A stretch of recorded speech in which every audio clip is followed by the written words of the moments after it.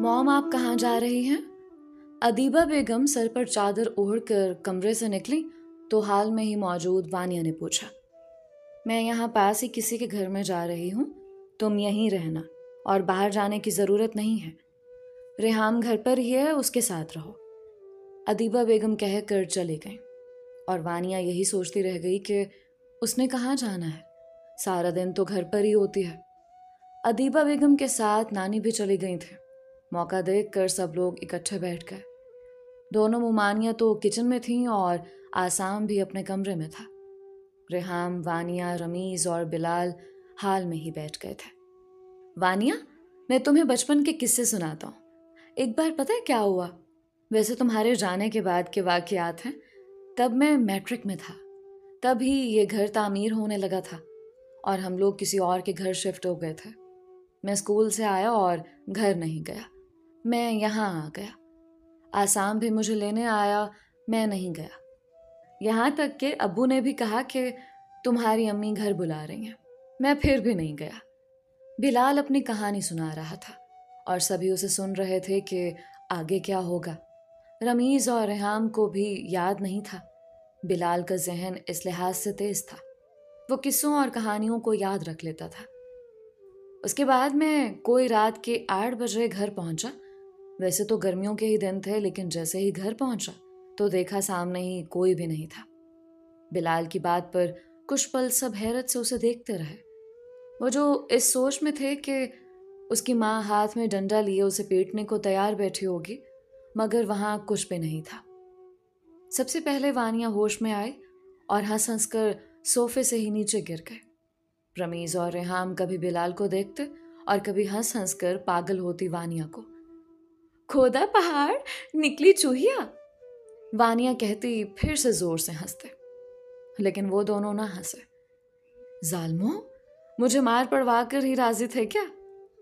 बिलाल ने रमीज और रेहाम को देखा तो दोनों हंस पड़े। हौसला रखो वानिया, अगर मजीद कुछ दिन यहाँ रह गए तो पागल हो जाओगे। रेहाम ने उसे पकड़कर ऊपर बैठाया। मुझे जोक्स बहुत पसंद हैं, तुम और भी सुनाओ ना। वानिया ने बिलाल को इशारा किया, मगर ऐसे कि जवाब जीरो ना आए। रमीज ने तंबीह की, तुम तो हो ही सदा के दुश्मन, तुम कहाँ मुझे हंसता बसता देख सकते हो। बिलाल ने भी तंज किया और दोबारा से शुरू हो गया। एक और कहानी याद आई। जब ये घर तामीर हो गया, सब कुछ सेट हो गया, हम लोग यहाँ भी शिफ्ट हो गए और मैं एक दिन अपने कॉलेज के दोस्तों को अपने साथ यहाँ ले आया। घर वालों ने पूछा कि क्यों लाए, क्योंकि इस तरह दोस्तों को घर पर लाने वाली आदत खास अच्छी नहीं समझे जाते थे। क्योंकि कहा जाता था घर में जवान बहनें हैं, मगर बहन तो एक ही थे और वो भी 7वीं 8वीं में पढ़ते। उसने रेहाम को देखा और फिर रमीज को, जो कि बात मालूम होने की वजह से आहिस्ता आहिस्ता होंठ फैला रहा था। मैंने भी बज़िद होकर उनका ख़ास एहतमाम किया, उन्हें घर दिखाया और फिर चाय पिलाकर सुकून से रुखसत किया। वापस पलटा तो दादी के साथ अम्मी खड़ी थीं। दादी घूर रही थी और अम्मी के हाथ में बेलना था। बेलना यहाँ आ गया। वानिया की हंसी ही नहीं रुक रही थी। उसने कभी ऐसी बातें सुनी ही नहीं थी, तो कैसे मालूम होती। हाँ ना, दादी ने जो दुनिया जहां की बातें सुनाई कि अब तुम इतने बड़े हो गए कि अभी से ये हरकतें शुरू कर दी। कोई अपनी उम्र का ही लिहाज करो। मेरे बेटों ने तो आज तक अपने यार दोस्तों को ना बुलाया और तुमने अभी से ये काम पकड़ लिए। चल नजीरा, रख इसके एक बेलना, अकल ठिकाने लगा दे। बिलाल ने सारी बात नानी की नकल उतारते कहे। फिर अम्मी ने मेरी कमर में बेलना जो मारा, आज तक मैं अपने दोस्तों की तरफ पुश्त किए ही रहता हूँ।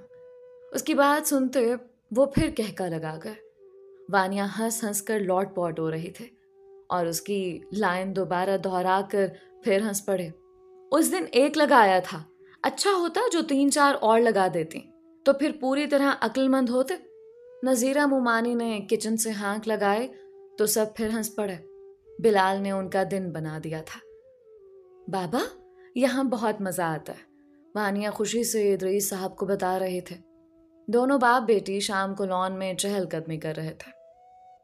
तो फिर यहीं ठहर जाओ। लेकिन मैं नहीं ठहर सकती, तो फिर ना ठहरो। लेकिन मैं ठहरना भी चाहती हूँ।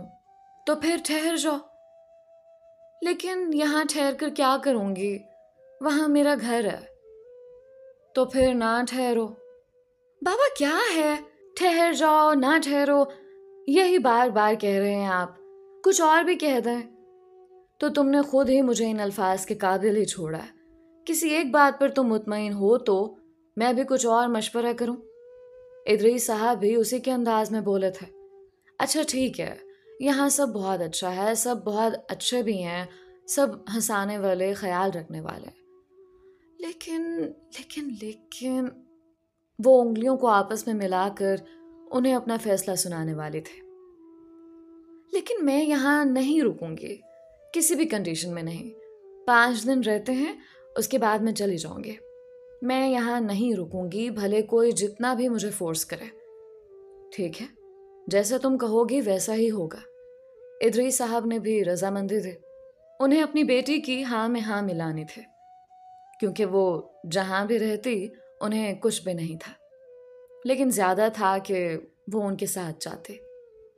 सब अफराद लाउंज में मौजूद थे और साथ ही रात की चाय भी पी रहे थे। वानिया की बदौलत सब अफराद इकट्ठे बैठे अपनी अपनी बात सुना रहे थे। मुलाजिमा कप उठाए अंदर आई तो वानिया को फिर से नई शरारत सूझी। ए बाजी, मेरा भी कप ले जाना। जहां मुलाजिमा ने उसे देखा था वहीं सब हैरत से हंसने के काबिल भी नहीं रहे थे। साथ बैठी नानी ने कोहनी मारी। बड़ी बाजी, ये देख लें, वानिया बाजी ऐसे ही छेड़ती हैं। अगर ऐसा ही सब रहा मैं काम पर नहीं आऊंगी। मुलाजिमा ने दुख भरे तासुरात से कहा। ना तू गुस्सा ना कर, ये तो मजाक करती है। नानी ने उसे टालने की कोशिश की। नानी, इसे कुछ भी कहने की जरूरत नहीं है। असल में ये काम से निकलना चाहती है ताकि ये मेरे दिए गए मशवरे पर अमल करके सारी जिंदगी सुख से रहे। ना बाजी, ऐसी बात नहीं है। मैं ऐसा क्यों सोचने लगी? मुलाजिमा ने दलील दी। लो कर लो बात। उस दिन तुम अपने शौहर से कह रही थी कि हाँ हाय, इनकी मेहमान जो वानिया बाजी है ना, उसने मुझे ये मशवरा दिया है कि भला कोई करने वाला है ये काम। वानिया ने मुलाजमा की कही बात तो सुना दी, लेकिन उसका मतलब न जान सके। सब हंस पड़े और मुलाजिमा को जाने को कहा। वानिया, वो तुम्हारे मशवरे पर कह रही थी कि है कोई करने वाला काम। ये जदी पुश्ती मुलाजमीन है, ये इरादा नहीं बदल सकते। नानी ने उसे समझाया तो वो बात को समझकर मुंह बना गए। भरे मजमे में वो भी शर्मिंदा होकर रह गई थी। वो जैसे जैसे उनके दरमियान रह रही थी उसे ऐसी बातें समझ आने लगी थी कि वाकई ये लोग बहुत रख रखाव से हर बात कहते और करते हैं। भाई वानिया ने मशवरा तो बड़ा अच्छा दिया था, अब वो नहीं मानी तो उसने अपने पाँव पर कुल्हाड़ी मारी। राशिद मामू ने उसकी उदास शक्ल देखकर उसे सराहा, मगर वो बस मुस्कुरा दे और फिर उनके दरमियान से उठकर चले गए। सब ने उसे जाते हुए देखा था। तुम उठकर क्यों आ गए थे? सब सोने के लिए अपने अपने कमरों में चले गए तो अदीबा बेगम भी उसके पास आ गईं और उसके बाल सहला कर पूछने लगे। वैसे ही कोई बात तो थी, तुम बताओ मुझे क्या बुरा लगा? मॉम, ये लोग कैसे हैं?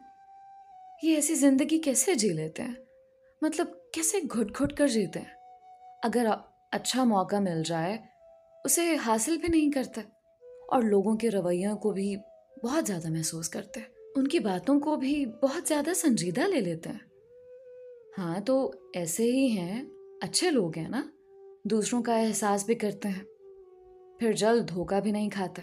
लेकिन तुम्हें किस बात का दुख है?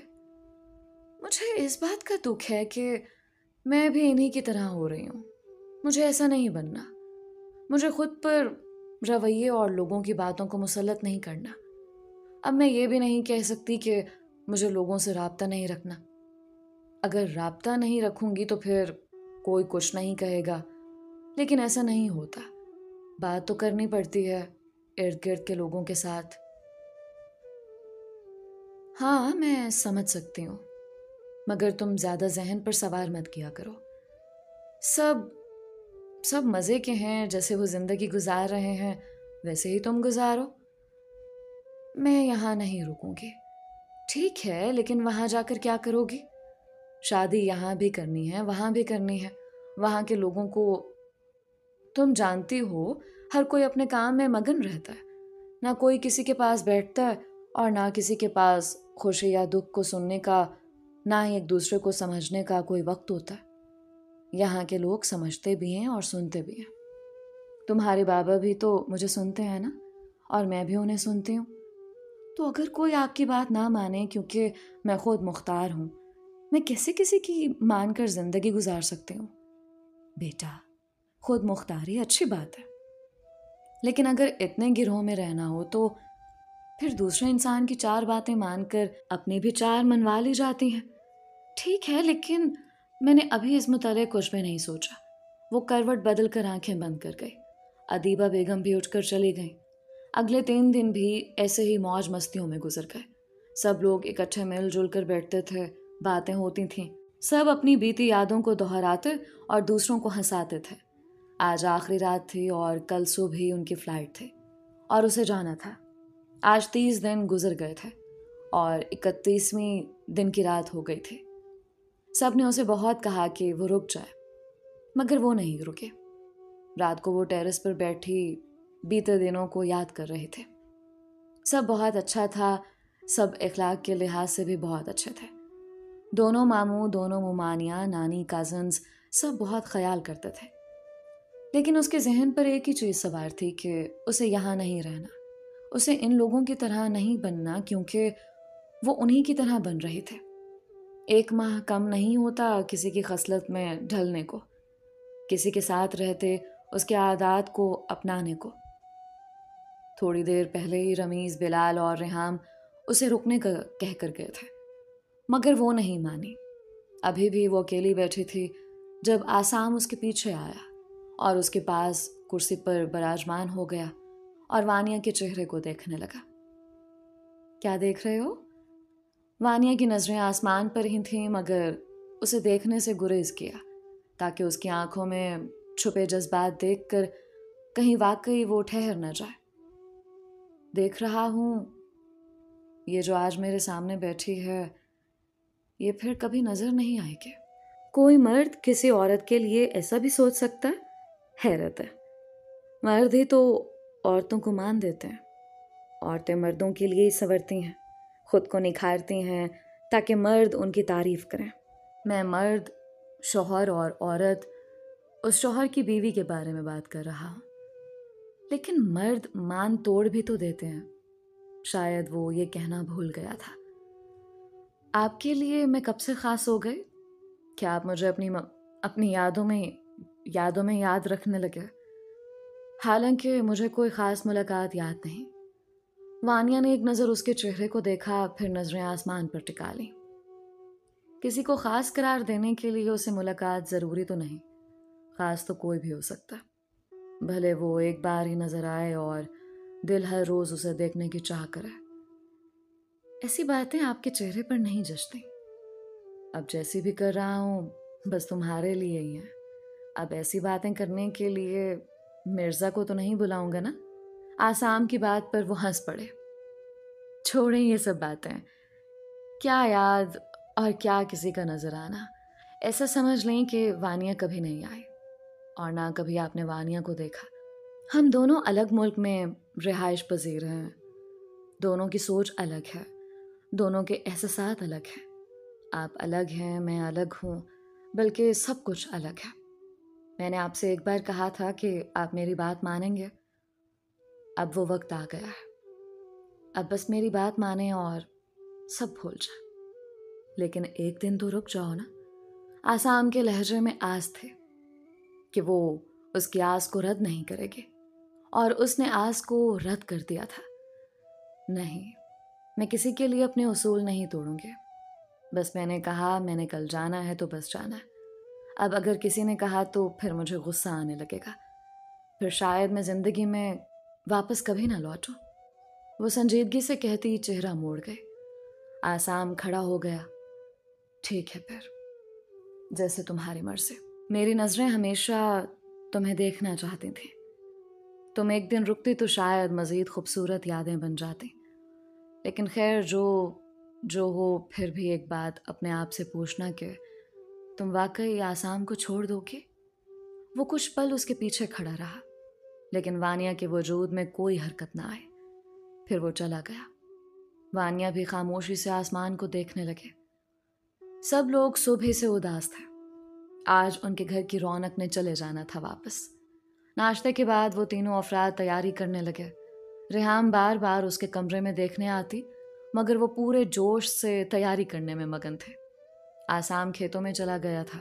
बिलाल और राशिद मामू ने ही उन्हें एयरपोर्ट पर छोड़ कर आना था। कुछ देर बाद उनके निकलने का वक्त भी हो गया। सब अफराद मिले। नानी की आंखें भी आंसुओं से भर गईं।